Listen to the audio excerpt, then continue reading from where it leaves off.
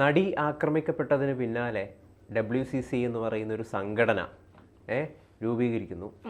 അതിനുശേഷം അവർ മുന്നോട്ട് വെച്ച പ്രധാനപ്പെട്ട കാര്യമായിരുന്നു സ്ത്രീകൾക്ക് നേരെ തൊഴിലിടങ്ങളിൽ, സിനിമാ തൊഴിലിടങ്ങളിൽ നടക്കുന്ന ചൂഷണങ്ങൾ സർക്കാർ പഠിക്കണം, അതിനൊരു കമ്മിറ്റിയെ രൂപീകരിക്കണം. അങ്ങനെയാണ് ഹേമ കമ്മിറ്റി നിലവിൽ വരുന്നത്. പിന്നീട് അവർ റിപ്പോർട്ട് 2019 സമർപ്പിക്കുന്നു. ഇപ്പം സമൂഹ മാധ്യമങ്ങളിലൊക്കെ WCCയും പിന്നെ മഞ്ജു വാര്യരും തുടങ്ങിയ അവരെക്കുറിച്ചൊക്കെയാണ് സംസാരങ്ങൾ കൂടുതലുള്ളത്. ഈ മഞ്ജു വാര്യർ ഇതിൻ്റെ ഒരു ആദ്യത്തെ സ്ഥാപക അംഗമായിരുന്നു. അവർ പിന്നീട് കുറച്ച് വർഷങ്ങൾക്ക് മുമ്പ് അതിൽ നിന്ന് രാജിവെച്ചു പോകുന്നു. അപ്പോൾ മഞ്ജു വാര്യർ അവസരോചിതമായിട്ട് അന്ന് പെരുമാറി. കാരണം WCCയിൽ നിന്ന് കഴിഞ്ഞു കഴിഞ്ഞാൽ താൻ വലിയ രീതിയിൽ സ്വപ്നം കാണുന്ന സിനിമാ മേഖലയിൽ തനിക്ക് പ്രവർത്തിക്കാൻ വേണ്ടി സാധിക്കില്ല, അവസരങ്ങൾ കുറഞ്ഞു തുടങ്ങുമെന്ന ധാരണയുടെ പുറത്താണ് മഞ്ജു വാര്യർ അന്ന് രാജി നൽകി അവിടുന്ന് സലാം പറഞ്ഞ് പിരിഞ്ഞത് എന്നാണ് വ്യാപകമായിട്ട് വരുന്നത്. അപ്പോൾ അതിൻ്റെ ഒരു അടിസ്ഥാനത്തിൽ അവസരോചിതമായിട്ട് പ്രവർത്തിച്ച മഞ്ജു വാര്യർക്കെതിരെ വലിയ രീതിയിൽ സൈബർ ആക്രമണങ്ങൾ ഉണ്ടായിട്ടുണ്ട്. എന്നാൽ ആ സൈബർ ആക്രമണത്തെയും ഇപ്പോൾ കഴിഞ്ഞ ദിവസം WCC അപലപിച്ചിരിക്കുകയാണ്. നമ്മുടെ ഒരു സ്ഥാപകം അംഗമായിരുന്നു, അവരിപ്പോൾ ഇല്ല. പക്ഷെ അവർക്കെതിരെ നടക്കുന്ന ഈ സൈബർ ആക്രമണം വളരെ മോശപ്പെട്ട കാര്യമാണ്. അതിനെ അനുകൂലിച്ചുകൊണ്ട് മച്ച് നീഡഡ് ക്ലാരിഫിക്കേഷൻ എന്ന് പറഞ്ഞൊരു ചെറിയൊരു തലക്കെട്ട് നൽകി മഞ്ജു വാര്യരും അതിനെ ആ പോസ്റ്റ് ഷെയർ ചെയ്തിട്ടുണ്ട് WCCയുടെ. അപ്പോൾ എന്ത് തോന്നുന്നു, ഈ മഞ്ജു വാര്യരും WCCയും അവർക്കെതിരെ നടക്കുന്ന സോഷ്യൽ മീഡിയ ആരോപണങ്ങളും ഒക്കെ? ഗൗതം, അത് ഒറ്റ വാക്കിൽ മഞ്ജു വാര്യർ അതിന് മറുപടി നൽകി എന്നുള്ളതാണ്. Much need clarification. അതായത് WCC ഇന്നലെ ഒരു പോസ്റ്റ് ഇട്ടു. ആ പോസ്റ്റിൽ WCC പറയുന്നത് അവർ സ്ഥാപകാംഗമാണ്, അവർക്കെതിരെ നടക്കുന്ന ഇത്തരം ആരോപണങ്ങൾ അത് വളരെ ശക്തമായി തന്നെ അതിനെതിരെ ഞങ്ങൾ അപലപിക്കുന്നു. അത്തരം ആരോപണങ്ങൾ ശരിയല്ല. അവരവർക്കുണ്ടായ അനുഭവങ്ങൾ ഭയമില്ലാതെ തുറന്ന് പറയാൻ ഹേമ കമ്മിറ്റിയിൽ പലരും ശ്രമിച്ചിട്ടുണ്ട്. ചിലപ്പോൾ അങ്ങനെ മഞ്ജു വാര്യർ പറഞ്ഞാണ്. മഞ്ജു വാര്യർക്ക് നേരിട്ട് ചിലപ്പോൾ ഒരു അനുഭവം സിനിമയിൽ നിന്ന് ഇത്തരത്തിലുണ്ടായി കാണില്ല. മഞ്ജു വാര്യർ എനിക്ക് തോന്നുന്നു തിലകൻ വരെ ഒരു സമയത്ത് പറഞ്ഞിട്ടുണ്ട്, മഞ്ജു വാര്യരുടെ അഭിനയം കണ്ടിട്ട് തിലകന് വരെ നോക്കി നിൽക്കേണ്ട സാഹചര്യമുണ്ട്. കാരണം അത്ര ടൈമിംഗ് ഉള്ള ഒരു നടിയാണ് മഞ്ജു വാര്യർ എന്ന് പറയുന്നത്. അവർ 14 വർഷം സിനിമയിൽ അവർ പ്രവർത്തിച്ചില്ല എങ്കിൽ പോലും അവർ കുറേ നല്ല കഥാപാത്രങ്ങൾ ചെയ്തു വച്ചിട്ടാണ് അവർ സിനിമയിൽ നിന്ന് പോയത്. പിന്നീട് 14 വർഷം അവർ വിവാഹം കഴിഞ്ഞു കുടുംബജീവിതവുമായി മുന്നോട്ട് പോയി. പിന്നെ അവരുടെ ജീവിതത്തിൽ പ്രശ്നങ്ങളുണ്ടായി, വിവാഹമോചനം നേടി അവർ സിനിമയിലേക്ക് തിരിച്ചു വന്നപ്പോഴും ഏറ്റവും ശക്തമായ ഒരു സ്ത്രീ കഥാപാത്രത്തിലൂടെയാണ് അവർ തിരിച്ചു വരുന്നത്.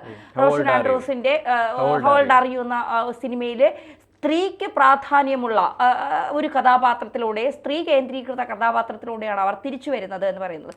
അപ്പോൾ മഞ്ജു വാര്യരെ സംബന്ധിച്ച് പലപ്പോഴും നമ്മൾ ചിന്തിച്ചിട്ടുണ്ട്, ഡിപ്ലോമാറ്റിക് ആണോ മഞ്ജു വാര്യർ എന്ന് പറഞ്ഞാൽ മഞ്ജു വാര്യർ പലപ്പോഴും പല ചോദ്യങ്ങൾക്കും കൃത്യമായി മറുപടി പറയുന്നത് നമ്മളാരും കണ്ടിട്ടില്ല. എന്ത് ചോദിച്ചാലും അവർ അവരുടേതായ രീതിയിൽ അവർക്ക് പറയണമെന്ന് തോന്നിയാൽ മാത്രം മറുപടി പറയും, ഇല്ലെങ്കിൽ അവരതിനെ ചിരിച്ച് അതിൻ്റേതായ വഴിക്ക് വിടുന്നതാണ് നമ്മൾ കണ്ടിട്ടുള്ളത്. എന്തായാലും ഇപ്പോൾ മഞ്ജു വാര്യർ തേച്ചു WCCയെ. മഞ്ജു വാര്യർ പിന്നെ കൂടെ നിന്നിട്ട് ചതിച്ചു, അവസരവാദിയാണ്, വേഷങ്ങൾ കിട്ടാനായിട്ട് മഞ്ജു വാര്യർ WCCയിൽ നിന്ന് പുറത്തിറങ്ങി, പല കാര്യങ്ങളും തുറന്നു പറഞ്ഞില്ല എന്നൊക്കെ പറഞ്ഞുകൊണ്ട് സോഷ്യൽ മീഡിയയിൽ മഞ്ജു വാര്യർക്കെതിരെ ഹേമ കമ്മിറ്റി റിപ്പോർട്ട് വന്നതിന് ശേഷം വലിയ ആക്രമണങ്ങളുണ്ടായി. ദിലീപിനെ നശിപ്പിക്കുക എന്നത് മാത്രമായിരുന്നു മഞ്ജുവിൻ്റെ ലക്ഷ്യം എന്നൊക്കെ പറഞ്ഞുകൊണ്ട്. പക്ഷേ അത്തരത്തിലല്ല കാര്യങ്ങൾ എന്നുള്ളത് WCC തന്നെ വ്യക്തമാക്കുമ്പോൾ മഞ്ജു വാര്യർ ശരിയായ ദിശയിലൂടെ തന്നെയാണ് സഞ്ചരിച്ചത് എന്നുള്ളത് നമുക്ക് മനസ്സിലാക്കാൻ സാധിക്കും. ഒരു പക്ഷേ അതിജീവിതയ്ക്കൊപ്പം ഉറച്ചു നിന്ന ഒരു സ്ഥാപക അംഗം കൂടിയാണ് മഞ്ജു വാര്യർ എന്ന് പറയുമ്പോൾ തീർച്ചയായിട്ടും അതിജീവിതയ്ക്കൊപ്പം മഞ്ജു വാര്യർ ഇപ്പോഴും ഉറച്ചു നിൽക്കുന്നു എന്നുള്ളതാണ്. തൻ്റെ നിലപാടുകളിൽ മാറ്റമില്ല എന്ന് പറഞ്ഞുകൊണ്ട് തന്നെയാണ്. പിന്നെ മഞ്ജു വാര്യരുടെ കഴിവനുസരിച്ച് ഇപ്പോൾ പാർവതി തിരുവോത്തിനെ പോലെ, പാർവതി തിരുവോത്തൊക്കെ നല്ല കഴിവുള്ള ആക്ട്രസ്സാണ്. അവർ ചെയ്ത കഥാപാത്രങ്ങളൊക്കെ നമുക്കൊന്നും മറ്റൊരു നടിയെ വെച്ച് ചിന്തിക്കാൻ കഴിയില്ല, പാർവതി തിരുവോത്ത് ചെയ്തു വെച്ച കഥാപാത്രങ്ങളത്. പക്ഷേ അത്തരം കഥാപാത്രങ്ങൾ പിന്നീട് പാർവതിയെ തേടി വരില്ല എന്ന് പറയുമ്പോൾ എനിക്കറിയില്ല, കഴിവുള്ളവർക്ക് അവസരങ്ങൾ നിഷേധിക്കുന്ന ഒരു മേഖലയാണോ സിനിമ എന്ന് പറയുന്നത്. അങ്ങനെയാണെങ്കിൽ WCCയുടെ സ്ഥാപക അംഗം കൂടിയായ മഞ്ജു വാര്യർക്ക് നിരന്തരം സിനിമ കിട്ടിയത് എന്തുകൊണ്ടെന്ന് ചോദിച്ചാൽ അവർ ഇപ്പോൾ അമ്മയിൽ അംഗത്വമുള്ള ആളാണ്, WCCയിൽ അംഗത്വം ഉണ്ടെന്ന് പറയുന്നുണ്ട്. എന്തായാലും അമ്മയിൽ അംഗത്വമുണ്ട്, അവർ പലരെയും പിണക്കാതെ മുന്നോട്ട് കൊണ്ടുപോകുന്നത് കൊണ്ടാണ് അവർക്ക് സിനിമയിൽ അവസരങ്ങൾ കഥാപാത്രങ്ങൾ ഉള്ളത് എന്നാണ് പറയുന്നത്. പക്ഷേ പാർവതി തിരുവോത്തിനെ പോലെ അത്രയും കഴിവുള്ള നായികന്മാർക്ക് 5 വർഷമൊക്കെ സിനിമയില്ലാതെ ഇരിക്കുന്നത് എന്തുകൊണ്ടാണ് എന്നുള്ളൊരു ചോദ്യം വരുമ്പോൾ എന്തുകൊണ്ടാണ് എന്നുള്ളത് എനിക്ക് മനസ്സിലാവുന്നില്ല. കാരണം അവർ കഴിവുള്ളവരെയും സിനിമ മാറ്റി നിർത്തുന്നുണ്ടോ, അല്ലെങ്കിൽ വലിയ പ്രമുഖരുമൊക്കെ അവർക്കെതിരെ വേണ്ട അവര് കഴിഞ്ഞ ദിവസം പറഞ്ഞത് 5 വർഷമായിട്ട് തനിക്ക് സിനിമയില്ല, ടേക്ക് ഓഫും അതുപോലെ തന്നെ വേറെ ഒരു സിനിമയും, അതും വലിയ രീതിയിൽ വിജയം നേടിയ ഒരു സിനിമയാണ്. സ്വാഭാവികമായിട്ടും സിനിമകൾ പിന്നീട് അങ്ങോട്ട് വേണ്ടതാണ്, അപ്പൊ അവസരം ഇല്ല, എനിക്കെതിരെ ആരോ നീങ്ങുന്നുണ്ട് എന്നാണ് അവർ കഴിഞ്ഞ ദിവസം മാധ്യമങ്ങളിലൊക്കെ പറഞ്ഞത്. പക്ഷെ നമ്മൾ മനസ്സിലാക്കേണ്ട ഒരു കാര്യം എന്ന് പറഞ്ഞാൽ പാർവതി തിരുവോത്ത് കണ്ട എല്ലാ സിനിമകൾക്കും അല്ലെങ്കിൽ കഥയ്ക്കും ഡേറ്റ് കൊടുക്കുന്ന ഒരു നടിയല്ല. അവർ വളരെ സെലക്റ്റീവാണ്. തീർച്ചയായിട്ടും പാർവതി തിരുവോത്തിനെ പോലുള്ളവർ വളരെ സെലക്റ്റീവാണ്. അവർ കഥയൊക്കെ നന്നായി കേട്ട് മനസ്സിലാക്കിയതിന് ശേഷം ആ ഒരു തരത്തിൽ കഥയെ സ്വീകരിക്കുന്ന അല്ലെങ്കിൽ അഭിനയത്തെ സ്വീകരിക്കുന്ന ഒരാളാണ് അവർ. അതുകൊണ്ട് ചിലപ്പോൾ അവർക്ക് ഈ 5 വർഷം അവർ കേട്ട കഥകളൊന്നും അവർക്ക് പ്രാധാന്യമുള്ളതോ അല്ലെങ്കിൽ അവരുടെ കഥാപാത്രങ്ങൾക്ക് അത്രത്തോളം പ്രാധാന്യമുള്ള സിനിമകളോ ആയിരിക്കില്ല. അതുകൊണ്ടായിരിക്കാം അവരെ തേടി അവസരങ്ങൾ വരാത്തത്, അല്ലെങ്കിൽ അവസരങ്ങൾ വന്നിട്ടും അവർ ചെയ്യാതിരിക്കുന്നത് അതുകൊണ്ടായിരിക്കാം. എപ്പോഴും ഹിറ്റുകൾ മാത്രം സമ്മാനിക്കുന്ന ഒരു നായികയാണ് പാർവതി തിരുവോത്തെന്ന് എനിക്ക് തോന്നിയിട്ടുണ്ട്. അതുകൊണ്ട് തന്നെ എവിടെയെങ്കിലും ഒരു പരാജയം സംഭവിച്ചാൽ അത് അവർക്ക് തന്നെ തിരിച്ചടിയാകുമെന്നുള്ളൊരു ഭയവും ചിലപ്പോൾ അവരുടെ ഉള്ളിലുണ്ടാകാം. പക്ഷേ ഇന്ന് ഈ അമ്മയുടെ തന്നെ മുൻ എക്സിക്യൂട്ടീവ് അംഗം കുക്കു പരമേശ്വർ ഇന്ന് ഏഷ്യാനെറ്റ് ന്യൂസിനോട് പറഞ്ഞ കാര്യങ്ങളിൽ ഒരു പ്രധാനപ്പെട്ട കാര്യം ഗൗതമാണ് എനിക്ക് ആ ന്യൂസ് എന്നോട് പറഞ്ഞത് തന്നെ.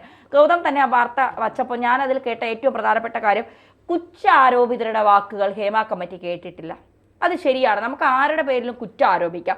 പക്ഷേ ആ ആരോപണം നേരിട്ട ആളോട് ഇങ്ങനെ സംഭവങ്ങൾ ഇര പറഞ്ഞിട്ടുണ്ട്, നിങ്ങൾ അത്തരം സംഭവം ഇപ്പോൾ ചെയ്തോ എന്ന് ചോദിച്ചാൽ, ഇപ്പോൾ ഒരു കൊലപാതകം നടത്തിയ ഒരുത്തരോട് നീ ആ കൊലപാതകം ചെയ്തോ എന്ന് ചോദിച്ചാൽ അവനും സത്യം പറയണമെന്നില്ല. പക്ഷെ എങ്കിൽ പോലും അത്തരം ചോദ്യങ്ങൾ ചോദിക്കാനുള്ള കടമ ഹേമ കമ്മിറ്റിക്ക് ഉണ്ടായിരുന്നു. കുറ്റാരോപിതരോട് ഇന്ന് വരെ അത്തരം ചോദ്യങ്ങൾ ചോദിച്ചതായി നമുക്കറിയില്ല. അവർ പറയുന്ന വേറൊരു കാര്യം എന്ന് പറയുന്നത്, ഈ WCC മുൻപോട്ട് വെച്ച ആളുകളെ മാത്രമേ, ഈ നടിമാരെ മാത്രമേ ഈ ഹേമ കമ്മിറ്റി ചോദ്യം ചെയ്തിട്ടുള്ളൂ. തീർച്ചയായിട്ടും അത് പറയുന്നുണ്ട്. അത് കറക്റ്റാണ്. ഇപ്പം WCC പറഞ്ഞ ആളുകൾക്കപ്പുറം, അവർ ചൂണ്ടിക്കാണിച്ച ആളുകൾക്കപ്പുറം, ഇരകൾക്കപ്പുറം മറ്റാരെങ്കിലും ഇതിൽ വന്ന് പരാതി ഇപ്പം ഈ ഹേമ കമ്മിറ്റി റിപ്പോർട്ടിൽ അവർ നേരിട്ടൊരു വലിയൊരു പ്രശ്നമായിട്ട് അവർ ഈ റിപ്പോർട്ടിൽ എഴുതിയിരിക്കുന്ന കാര്യം എന്ന് പറയുന്നത്, നമ്മൾ ആദ്യത്തെ എന്തുകൊണ്ട് ഇത് ഇത്ര വൈകി എന്ന രീതിയിൽ അവർ അതിൽ പറയുന്നുണ്ട്. ഒരുപാട് ആളുകളെ നമ്മൾ സമീപിച്ചു, ഒരുപാട് ആളുകൾക്ക് നോട്ടീസ് നൽകി, ഇമെയിൽ അയച്ചു, അപ്പോഴൊന്നും ഒന്നിക്കൽ അവർ വീട്ടിലുണ്ടാവില്ല, വിളിച്ചു കഴിഞ്ഞാൽ ഫോൺ എടുക്കില്ല, വീട്ടിൽ ചെന്ന് കഴിഞ്ഞാൽ അവിടെ ആളുണ്ടാവില്ല. ഇങ്ങനെയുള്ള വലിയൊരു പ്രതിസന്ധി അവർ നേരിട്ടിട്ടുണ്ട്. അപ്പം അങ്ങനെ ഒരു അന്വേഷണം വരുന്നു എന്ന് പറഞ്ഞപ്പം പലരും അവരോട് അനുകൂലമായിട്ടുള്ളൊരു നിലപാട് സ്വീകരിക്കാതെ രീതിയിൽ കുറേ ആളുകൾ പെരുമാറി എന്ന് ഈ റിപ്പോർട്ടിൽ തന്നെ പറഞ്ഞിട്ടുണ്ട്. പിന്നീട് ചില ജൂനിയർ ആർട്ടിസ്റ്റുകളും മറ്റ് ഈ WCC നിർദ്ദേശിച്ച ആളുകളെയൊക്കെയാണ് ഇവർ ചോദ്യം ചെയ്തിട്ടുള്ളത്, അവരോടൊക്കെയാണ് മൊഴിയെടുത്തിട്ടുള്ളത്. എനിക്ക് തോന്നുന്നു ഈ കുക്കു പരമേശ്വരൻ മുൻ എക്സിക്യൂട്ടീവ് അംഗമാണ് അമ്മയുടെ. 14 വർഷം അവർ അമ്മ സംഘടനയിൽ എക്സിക്യൂട്ടീവ് അംഗമായി പ്രവർത്തിച്ചിട്ടുണ്ടെന്ന് അവർ തന്നെ പറയുന്നത്. ആ പ്രവർത്തിച്ചിട്ടുള്ളതിൽ ആഭ്യന്തര സെല്ലിൽ ഒരു പരാതി പോലും വന്നിട്ടില്ല എന്നാണ് അവർ പറയുന്നത്. അമ്മ പോലുള്ള ഒരു സംഘടനയുടെ ആഭ്യന്തര സെല്ലിൽ ഇത്രയും വർഷമായിട്ട് ഒരു പരാതി പോലും വന്നിട്ടില്ല എന്ന് പറയുമ്പോൾ, അപ്പോൾ ഈ പരാതി കൊടുത്തവരൊക്കെ ആരാണ്? ഈ WCC ഇങ്ങനെ ഒരു സംഘടന ഉണ്ടാക്കുമ്പോൾ മാത്രം ഞങ്ങൾ പീഡനത്തിനിരയായി, ഞങ്ങൾ ഇത്രത്തോളം ബുദ്ധിമുട്ട് അനുഭവിച്ചു കൊണ്ടിരുന്നു, അല്ലെങ്കിൽ എനിക്ക് തോന്നുന്നു അമ്മയിൽ പരാതി കൊടുത്താൽ ഒരു പക്ഷേ പിന്നീട് അവർക്ക് അവസരങ്ങൾ ലഭിക്കില്ല. കാരണം പരാതി കൊടുത്തവരാരൊക്കെയാണ് എന്ന് കൃത്യമായി അതിൻ്റെ അകത്തുള്ള നടന്മാർക്ക് മനസ്സിലാകും. അപ്പോൾ പിന്നീട് തങ്ങളുടെ അവസരങ്ങൾ നിഷേധിക്കപ്പെടുമെന്നുള്ളൊരു തോന്നൽ കൊണ്ടായിട്ടാണോ ഈ അമ്മയിൽ പരാതി കൊടുക്കാതെ WCC രൂപീകരിച്ചതിന് ശേഷം, ഹേമ കമ്മിറ്റി വന്നതിന് ശേഷം അതിൽ പോയി പരാതി കൊടുത്തത് എന്ന് എനിക്കറിയില്ല. എന്തായാലും ഈ നടിയെ ആക്രമിച്ച കേസുമായി ബന്ധപ്പെട്ട് നിലവിൽ വന്ന WCC, അതുമായി ബന്ധപ്പെട്ട് വന്ന ഹേമ കമ്മിറ്റി, ഇതൊക്കെ ചർച്ച ചെയ്യുമ്പോഴും ചർച്ച ചെയ്യപ്പെടേണ്ടതുള്ളപ്പോഴും ഈ കുറ്റാരോപിതർ ആരാണ് എന്നോ ഇരകളുടെ പേര് പറയേണ്ട, ഇരകളുടെ പേര് പറയുന്നത് വളരെ ശരിയുള്ള കാര്യമല്ല, അത് തെറ്റാണ്, അത് നിയമപരമായി തെറ്റുള്ള കാര്യം തന്നെയാണ്. ഇരകളുടെ പേര് പറയാൻ പാടില്ല. പക്ഷേ ആർക്കെതിരെയാണ് കുറ്റം എന്ന് പറയാനുള്ള ഒരു ധൈര്യം പോലും കാണിക്കാൻ കഴിയാത്ത WCC ഞങ്ങളുടെ കൂടെയുള്ളവർക്ക് ഇത്തരം ആളുകളിൽ നിന്ന് ഇത്തരം അനുഭവങ്ങൾ ഉണ്ടായിട്ടുണ്ട്. ആ അനുഭവങ്ങൾ ഉണ്ടായിട്ടുള്ളവരാരാ എന്ന് പറയണ്ട, അല്ലെങ്കിൽ ആരാണ് തങ്ങളെ ചൂഷണം ചെയ്തുകൊണ്ടിരിക്കുന്നത്, ആരാണ് ഈ ബെഡ്റൂമിൽ 17 തവണ കതക് മുട്ടിയത്, ആരാണ് ഈ റൂമിനകത്ത് വന്നിരുന്നത്, ആർക്കാണ് ഇത്രത്തോളം സ്ത്രീകളുടെ ശരീരം ഇത്ര ആവശ്യമുള്ളവർ ആരൊക്കെയാണ്, ഇതൊക്കെ തുറന്നു പറയേണ്ടതിൻ്റെ ഒരു ആവശ്യകത WCC കൂടെ ഉണ്ടതാണ്. പക്ഷെ എന്തുകൊണ്ട് ഇത്രയും ധൈര്യം കാണിച്ചവർ അത് കാണിക്കാൻ മുന്നോട്ട് വരുന്നില്ല എന്നുള്ളതാണ്. ഇപ്പം വേട്ടക്കാരെ കണ്ടുപിടിക്കേണ്ടത് ഞങ്ങളുടെ കടമയല്ല എന്ന് പാർവതി തിരുവോത്ത് കഴിഞ്ഞ ദിവസം പറയുകയുണ്ടായി.